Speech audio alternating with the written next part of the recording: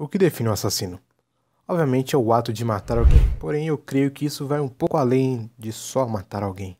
Tipo, geralmente a palavra assassino ou assassina é designada para mostrar hostilidade a essa pessoa. No geral, quando alguém é chamado de assassino, essa pessoa não é bem vista, tipo, aquele cara é um assassino. Ele pode ter apenas se defendido, mas o que vem na cabeça das pessoas geralmente é, ele matou uma pessoa inocente. Serial killers geralmente são psicopatas, pessoas que apresentam comportamentos antissociais, amorais e geralmente não demonstram nenhum arrependimento ou remorso por isso. Isso não é uma regra, quer dizer, nem sempre um serial killer vai ser um psicopata. Também nem sempre um psicopata vai ser um serial killer. Os assassinos em séries, apesar de serem considerados um dos piores tipos de humanos que existem, nunca deixam de intrigar e fascinar o público. Seja pelo fato do horror ou do mistério, eles sempre se destacam. E se você ainda está assistindo esse vídeo, eu tenho uma péssima notícia pra você. Tá na hora de ficar menos burro, então vem comigo.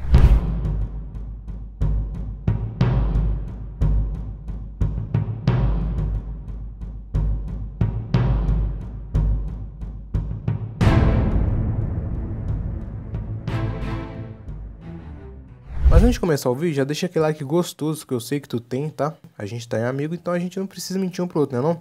Se inscreve no canal pra continuar recebendo os vídeos assim. E deixa um comentário foda aí que eu vou ler e dar amém em todos os comentários. Se isso for demais, eu vou entender e ao invés disso tudo, manda só um pix pra nós, é menos trabalho pra você e ainda continua ajudando a gente. Ou seja, todo mundo sai ganhando. E no vídeo de hoje nós vamos falar sobre um dos serial killers mais intrigantes de todos os tempos. Por que Jack o Estripador nunca foi encontrado? Quem ele era? Porque afinal de contas ninguém sabe. Se alguém sabe, nunca foi revelado. Junto com o assassino do Zodíaco, o Estripador foi um dos maiores mistérios do mundo dos serial killers. Mas antes de tudo, vamos dar uma olhada no que ele fez. Seu histórico incluía matar e eviscerar mulheres pelas ruas de Londres. Isso aconteceu lá pelo final do século XIX. Esses crimes em séries acabaram deixando os britânicos assustados. Ele cometia a maior parte dos seus crimes nas favelas do leste de Londres, no distrito de Whitechapel. E isso fez ele ficar conhecido como assassino de Whitechapel. Também teve um outro nome que ele recebeu, que foi Avental de Couro ou Leather Avental, né, que é a mesma coisa só que em inglês. Porém, óbvio que o nome que mais se popularizou foi Jack o Estripador. E ele pegou esse nome de onde? De uma carta que ele escreveu para a polícia. E essa carta ficou conhecida como Querido Chefe ou Dear Boss. A história diz que na década de 1880 a área leste de Londres era um lugar de absoluta miséria. Imigrantes de todo o mundo se mudavam para lá para conseguir uma oportunidade de trabalho e melhorar de vida. Uma história bem semelhante àquela de O Sonho Americano, sabe? A terra do leite, do pão e mel. É uma parada assim. Mas isso só parecia uma boa ideia na teoria, porque na realidade o que se tinha era uma rua toda suja, cheia de bêbados e mendigos. Fora as mulheres, né, que a gente nem precisa citar os detalhes. Porém, isso era um problema político, mas as pessoas culpavam os imigrantes. Inclusive, havia altos índices de crimes e adivinha quem era o culpado por isso tudo? Os imigrantes. O racismo era generalizado, assim como as brigas e roubos. Embora a polícia estivesse ali, não fazia muita diferença. Foi uma época bastante conturbada, mas isso foi em 1888. Se as coisas já não estavam boas para a polícia, ficou ainda pior, pois foi nesse ano que o assassino veio a surgir. E não era um assassino comum na época. Suspeitava que ele já tinha matado mais de 11 pessoas. Porém, a polícia relata que foram apenas 5. Afinal de contas, 11 pega mal pra gente, se é que vocês me entendem. Esses 5 que a polícia aceitou ficou conhecido como 5 canônicos, pois foram aceitos oficialmente como vítimas. Jack o Estripador tinha tendências estranhas. Ele usava uma faca, como é de se imaginar pelo seu nome. Ele cortava o corpo de suas vítimas na garganta e às vezes em pedaços e tiras, tá ligado? Ele também chegava a mutilar os genitais femininos. Ele fazia todo tipo de incisão e cortes nos corpos das vítimas.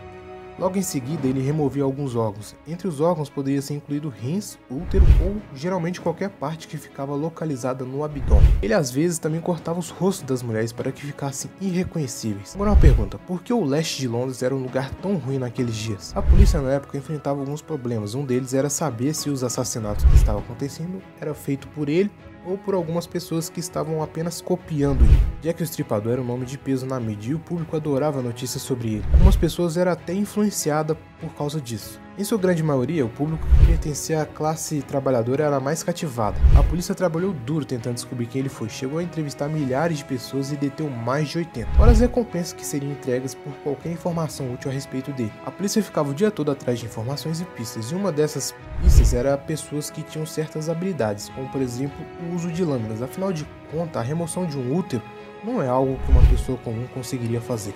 Diziam que Jack era especialista no manejo de lâminas, então os policiais focaram numa área de pessoas que poderiam ter essas habilidades, como por exemplo açougueiros, cirurgiões e médicos no geral, além de qualquer outra profissão que envolva a habilidade de cortar partes do corpo, né? Na época, o Estripador era um serial killer que gostava de atenção, ao menos era o que se supunha, afinal de contas ele recebia muita atenção da mídia e tinha as famosas cartas. A polícia alegou que a maioria das cartas eram falsas e não tinham sido de fato escritas por ele. Porém tinha uma que era bem famosa e ficou conhecida como The Inferno. Essa carta a polícia de fato acreditava ser genuína, pois tinha muitos detalhes que só algumas pessoas deveriam saber. Na carta dizia o seguinte: Sr. Lursky, eu te envio metade de um rim que tirei de uma mulher e deixei em ótimo estado. A outra metade eu fritei e comi, estava delicioso. E eu posso enviar a faca ensanguentada quando você me pegar. E o fato é que realmente um rim foi enviado. Existiam alguns erros na escrita. Isso fez os policiais pensarem se foi algum cirurgião ou médico que tinha escrito, ou era apenas uma escrita forçada para tirar o foco da investigação.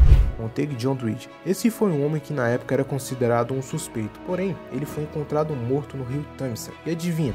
Isso foi cerca de um mês depois do último assassinato de Jack. Outro suspeito foi um imigrante polaco chamado Severin Kowalski. Ele não era nenhum santo, já que ele tinha envenenado e matado 3 de suas esposas e ele foi enforcado, mas ele não era o Jack. Tinha até um que se chamava James Maybrick, ele era um rico comerciante, mas também não é James com o maior nome de rico. Já viu algum James pobre?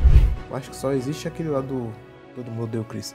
Enfim, o diário desse cara foi encontrado em Liverpool em 1992. No diário dele, ele falava sobre continuar uma onda de assassinatos matando apenas mulheres. Tudo isso porque sua esposa tinha sido infiel a ele. Isso é estranho, mas nunca foi provado que ele matou alguém. A questão é que no diário dele tinha escrito a seguinte frase: eu dou meu nome a todos que conhecem. Uma história diz o que o amor pode fazer a um homem nascido gentil. Atenciosamente, Jack o Estripador. São vários suspeitos e tal, mas o favorito é de um príncipe chamado Albert Victor Christian Edward. Ele era o duque de Clarence, um aristocrata neto da rainha Vitória. Morreu em um asilo após a sífilis ter destruído a mente do cara. Isso foi em 1882. Um cara rico pacas e morreu porque a penicilina foi criada em 1928. Milhares de suspeitos de serem o Jack foram descobertos, porém nunca foi encontrado um que fosse oficialmente identificado como Jack Estripador.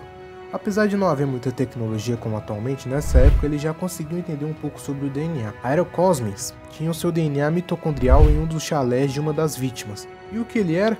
Barbeiro.